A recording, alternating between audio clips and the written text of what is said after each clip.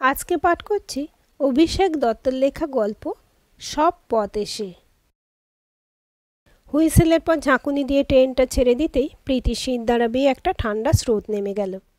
চাষের জমি আর জঙ্গলের মধ্যে এই ছোট্ট স্টেশনটাতেই এতক্ষণ আটকে ছিল। মোবাইলে নেটওয়ার্ক নেই, দুশ্চিন্তা তো ছিলই। ট্রেন ছাড়ার সাথে সাথে সেই চিন্তায় আতঙ্কে পরিণত হয়ে বোধবুদ্ধির লোপ করে দিল। আর একজন বোধবুদ্ধিহীন মানুষের মতোই কিছু না ভেবে 5 বছরের মেয়েকে নিয়ে চলন্ত ট্রেন থেকে নামতে গেল। গেটের কাছে দাঁড়ানো কয়েকজন অভিজ্ঞ যাত্রী ওর অস্থিরতাটা লক্ষ্য করছিল। তারাই চিৎকার করে আটকালো। তারপর মেয়ে সমেত টানতে টানতে এসে বসিয়ে দিল সিটে। প্রীতি তখন বেদম হাঁপাচ্ছে। একটু স্থির হওয়ার পর বুঝলো কি সর্বনাশ করতে যাচ্ছিল। ওই মানুষগুলো না আটকালে এতক্ষণে হয়তো রক্তমাখা দলা পাকানো শরীর দুটো দৃশ্যটা ভাবতেই শিউরে উঠল। মেয়েটা বুকে মুখ গুঁজে ভয়ে সিঁটিয়ে আছে। নিজের মরার ইচ্ছে হয়েছে মরতে। জলের বোতলটা এগিয়ে দিয়ে ঝাঁঝিয়ে উঠলেন উল্টো দিকে সিটে বসা ভারিক্কি ভদ্রমহিলাটি। বাচ্চাটাকে নিয়ে মরা দুর্বুদ্ধি হলে কেন? মরতে যায়নি, তখনও হাঁপাচ্ছে প্রীতি। জল নিয়ে প্রথমে কপালে ঘাড়ে দিল, তারপর ঢকঢক করে খানিকটা খেয়ে বোতলটা ফেরত দিল। বাচ্চার বাবাকে খুঁজতে গেছিলাম। তার মানে জল আনতে স্টেশনে নেমেছিল, তারপর ওঠেনি। আহা, অত চিন্তা করবেন না। জটলা থেকে একজন ভরসা দিল। দাদা নিশ্চয়ই হাতের সামনে যে কামরা পেয়েছেন তাতেই উঠে পড়েছেন। পরের স্টেশনেই এই কামরায় চলে আসবেন। আপনি চিন্তা করবেন না বৌদি। উঠতে পারলেই ভালো, যা আনারি মানুষ একটা। মনে মনে গজগজ করতে করতে জানলা দিয়ে বাইরের দিকে তাকালো। ট্রেন ক্রমশ স্পিড তুলছে। দুশ্চিন্তার সাথে প্রীতির এবারে বিরক্তি লাগছে। আচ্ছা, অনুপের প্রতি বিরক্তিটা ঠিক কবে থেকে মনে বাসা বাঁধল? বিয়ের পাকা কথা মেটার দিন সমবয়সী জ্যাঠতুতো বোন যখন ওকে ভেঙিয়ে বলেছিল, তার উপরে মুখের গড়ন, সেদিন থেকে কি? না, তার আগে থেকেই বোধহয় অনুপকে পছন্দ করতে পারেনি। প্রীতির বাপের বাড়ির জামাইরা সব কেউকেটা এক একজন। পিসিদের বিয়ে হয়েছে ডিস্ট্রিক্ট ম্যাজিস্ট্রেট, ডাক্তার, ইঞ্জিনিয়ার, নামকরা মাল্টিন্যাশনাল কোম্পানির এক্সিকিউটিভ, এইরকম সব মানুষদের সাথে। সেই ধারা বজায় রেখে তুতো বোনেদের স্বামীরাও ডাক্তার, চার্টার্ড অ্যাকাউন্টেন্ট, নামকরা অ্যাডভোকেট, উঠতি ইন্ডাস্ট্রিয়ালিস্ট। জ্যাঠতুতো দাদারাও এক একজন ডাক সাইটে লব্ধ প্রতিষ্ঠিত ব্যক্তি।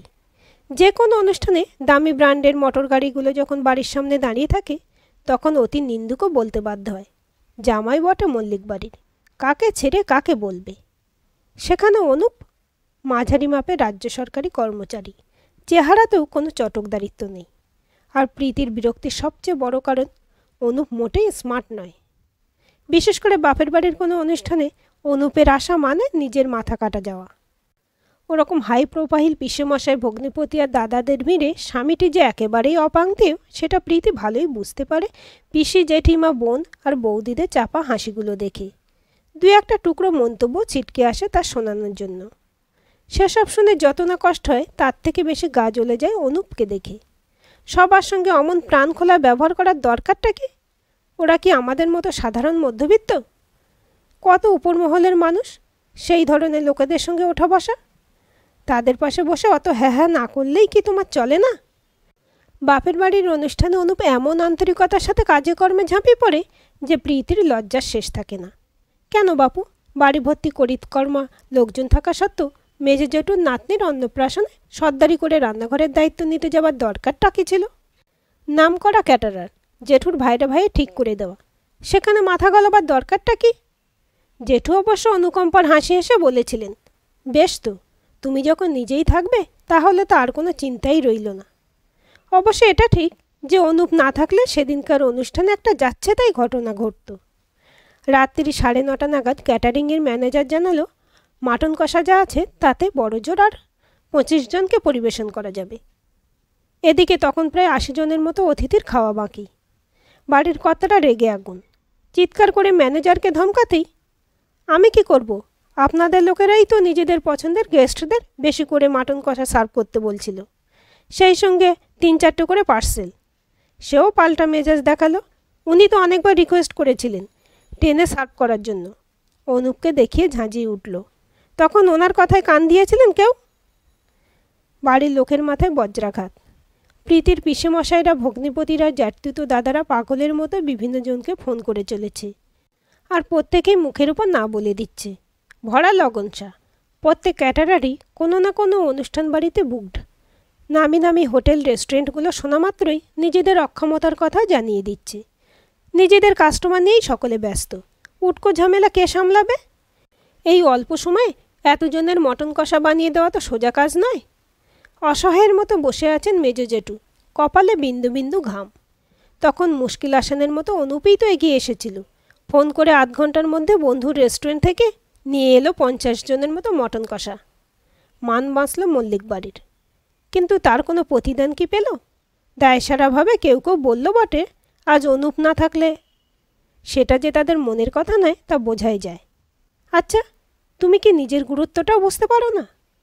বাড়ি ফেরার পথে কঠিন স্বরে করা প্রশ্নটা শুনে যথারীতি অনুপের সেই প্রাণ খোলা হাসি। ও মা, তোমার আত্মীয় স্বজন মানে তো আমার নিজের লোক, তাদের সঙ্গে আবার গুরুত্ব বিচার করব নাকি? না, এ মানুষকে কিছুই বোঝানো যাবে না। এরকম একটা আনাড়ি লোকের পাল্লায় পড়ে তার জীবনটাই বরবাদ হয়ে গেল।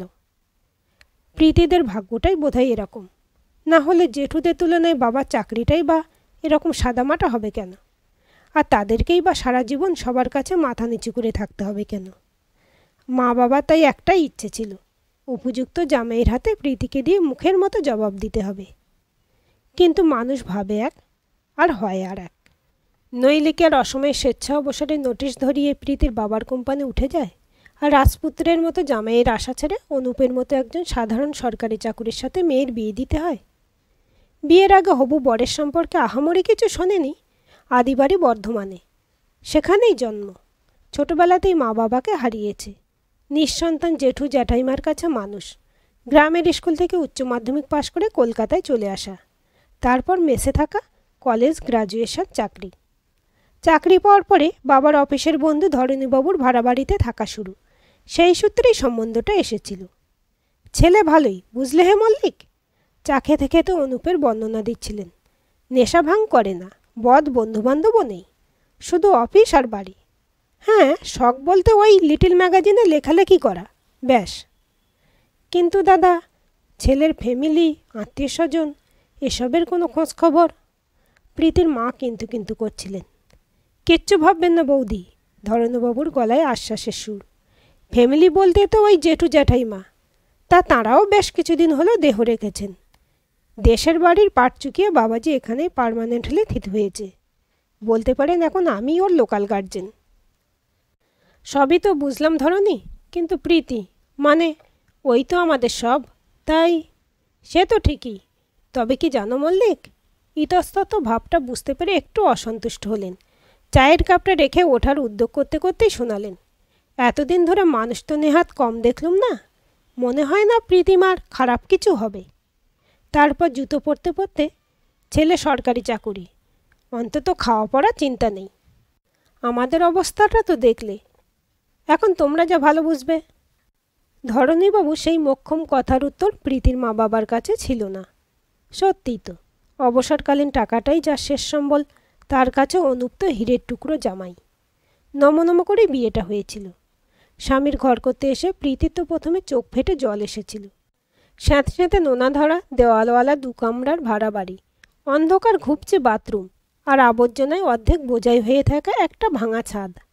হয়তো এই ভাঙা বাড়িতেই সারা জীবন কেটে যেত, যদি না প্রীতি নিজে উদ্যোগ নিয়ে promoter, plot booking, house building লোনের ব্যবস্থা, এই সমস্ত ঝক্কি সামলে ৭০০ স্কোয়ার ফিটের এই ফ্ল্যাটের ব্যবস্থাটুকু না করত। তারপরে কত কষ্টের সংসার খরচ থেকে একটু একটু করে জমিয়ে মনের মতো করে সাজিয়েছে বড় সাধের এই আশ্রয়টুকু। অনুপের কি সেসব ব্যাপারে বিন্দুমাত্র খেয়াল আছে? অফিসের বাইরে তিনি তো সাধের লিটল ম্যাগাজিনের ছাইভস্য লেখা নিয়েই ব্যস্ত। লিটল ম্যাগাজিন, কোনো নামকরা পত্রপত্রিকার নিয়মিত লেখক হলে তাও না হয় বাপের বাড়িতে বলতে পারত।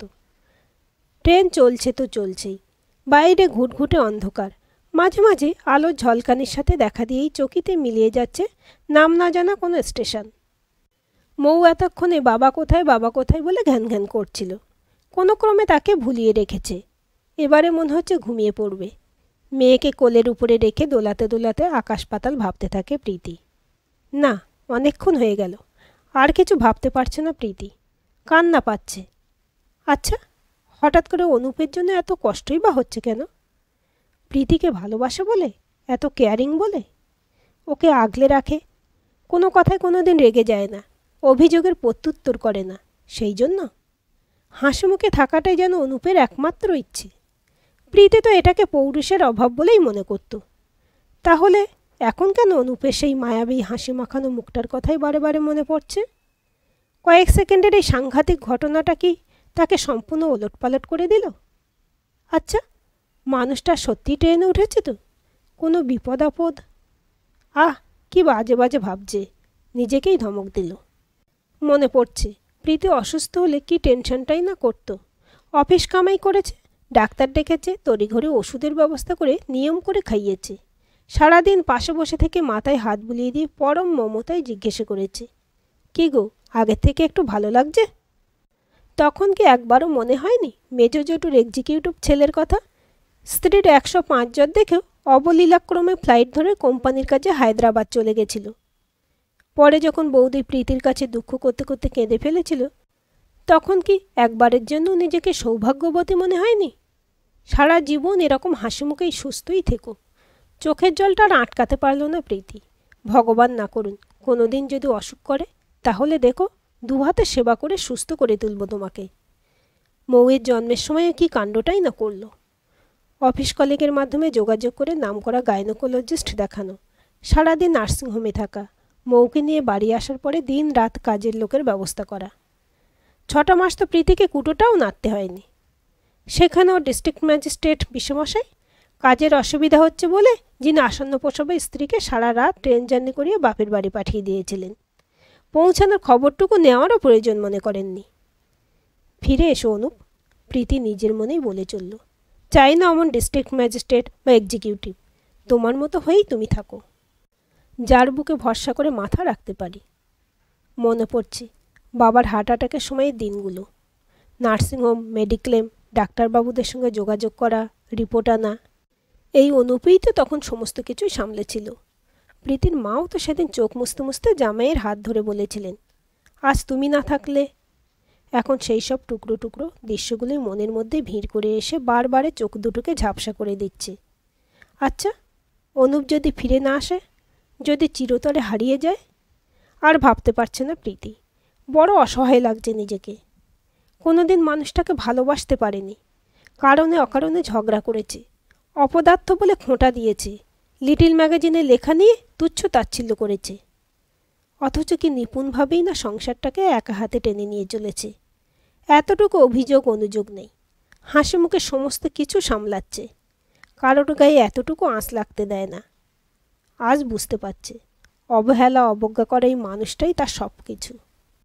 হঠাৎ করে মনে পড়ল প্রথম বিধবা অবস্থায় দেখা ছোট মাসিকে। আতঙ্কে শরীরটা হিম হয়ে গেল। না, কিছুতেই না, প্রীতিকে একা রেখে অনুপ হারিয়ে যেতে পারে না। ওই মানুষটা ছাড়া সে যে বড় একা। আহারে, ভালোবাসার কাঙাল মানুষটাকে এতদিন কি হেনস্থাই না করেছে। আর নয়, একবার সে আসুক, মা মেয়ে দুজনে মিলে ভালোবাসায় ভরিয়ে দেবে তাকে। দর দর করে ঘামছে প্রীতি। কখন যে আসবে পরের স্টেশন? ট্রেন চলছে তো চলছেই। ভগবান, আর কিচ্ছু চাই না, ভালোই ভালোই মানুষটাকে শুধু ফিরিয়ে দাও। অবশেষে সিগন্যালের গোলমালে একটা হল্ট স্টেশনে ট্রেনটা দাঁড়িয়ে পড়ল। সন্ধ্যার পরে কোনো ট্রেন দাঁড়ায় না বলেই বোধহয় সমস্ত জায়গাটা অন্ধকারে ঢাকা। কয়েকজন যাত্রী টর্চ নিয়ে নেমে পড়েছে, এদিক ওদিক আলো ফেলে দেখার চেষ্টা করছে। হঠাৎই সমস্বরে, ওই যে আসছে আসছে, শুনে প্রীতি উঠে দাঁড়ালো। তারপর মেয়েকে উদ্দেশ্য করে বলল, আসুক তোর বাবা একবার, তারপর তার একদিন কি আমার একদিন। জলের বোতল নিয়ে হাঁপাতে হাঁপাতে কামড়ায় উঠল অনুপ। উদ্বেগে উৎকণ্ঠায় মুখটা শুকিয়ে এইটুকু হয়ে গেছে। যথারীতি শুরু হলো নানাজনের নানা রকম মন্তব্য। বলিহারি আক্কেল মশাই আপনার, এরকমভাবে কেউ নামে? যাকগে, আগে বসুন। কিন্তু প্রীতির কি হলো? কত কিছু বলবে বলে ঠিক করে রেখো বিকৃত গলায়, আমাকে নামে রেখে তোমার শান্তি নেই? এইটুকু বলতে বলতে মুখে আঁচল চাপা দিল। উদ্গত কান্নার উচ্ছ্বাসে সমস্ত শরীরটা তখন থরথর করে কাঁপছে। উল্টো দিকে সিটে বসা সেই ভদ্রমহিলাই এগিয়ে এসে প্রীতির গায়ে মাথায় হাত বুলিয়ে শান্ত করতে লাগলেন। ক্রমশ স্পিড কমাতে কমাতে হাওড়ায় ঢুকছে ট্রেনটা। অধিকাংশ যাত্রী আগের স্টেশনগুলোতে নেমে গেছে। কামরাটা প্রায় ফাঁকা। অনুপ পাশের সিটে হেলান দিয়ে ঘুমিয়ে পড়েছে। মৌও মা বাবার কোলের উপর শুয়ে অঘরে ঘুমোচ্ছে। কতদিন বাদে আজ অনুপের দিকে ভালো করে তাকালো প্রীতি। অঘরে ঘুমোচ্ছে মানুষটা, মুখে ক্লান্তির ছাপ। অজান্তে মনের ভেতরে জমাট বাঁধা একরাশ কষ্ট দলা পাকানো ব্যথার মতো গলার কাছে মুচড়ে উঠল। চোখের জলটা মুছে নিল প্রীতি। তারপর আস্তে আস্তে ডাকল, এই শুনছ, স্টেশন এসে গেছে। ঘুম ভাঙা চোখে অবাক হয়ে তাকালো অনুপ, যেন নতুন করে দেখছে নিজের স্ত্রীকে। অকারণে প্রীতির গাল দুটো একটু লাল হয়ে উঠল। তারপর মেয়েকে কোলে করে স্বামীর হাতটা নিজের হাতে নিয়ে নরম গলায় বলল, স্টেশন এসে গেছে, এবারে নামতে হবে। আজকের এই গল্পটি আপনাদের কেমন লাগলো কমেন্ট করে জানাবেন। ভালো লাগলে অবশ্যই একটা লাইক দেবেন আর চ্যানেলটি সাবস্ক্রাইব করে সাথে থাকবেন।